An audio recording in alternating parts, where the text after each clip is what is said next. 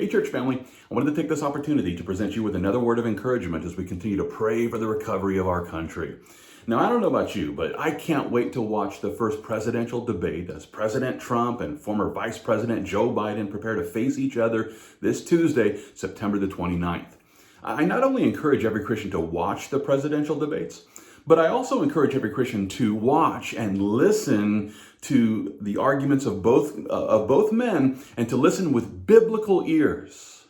The fact is that Christians belong to the various political parties that are found here in America. There are Christians who are Republicans. There are Christians who are Democrats. There are Christians, who belong to the Libertarian Party, and there are Christians who are independent. As for me, I don't vote based on party affiliation. I haven't done that for years. I vote for those who I believe most closely line up with biblical truth.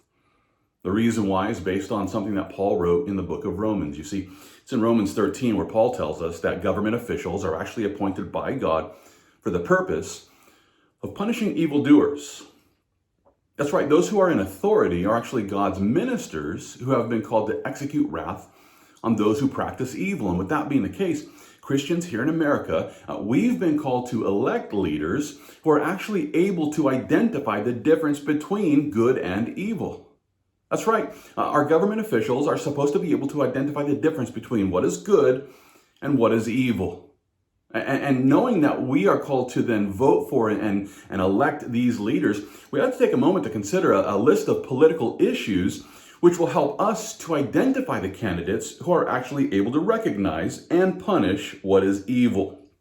The first on the list that I want to present you, it's the constitutional right to life. Listen, one of the most evil things that anybody could ever do is take an innocent life without due process.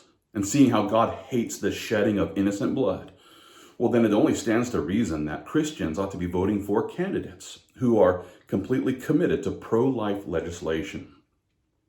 The second thing on the list that we ought to be using is an establishment of law and order. Remember, according to the Lord, the role of government is to punish evildoers and reward those who are doing good.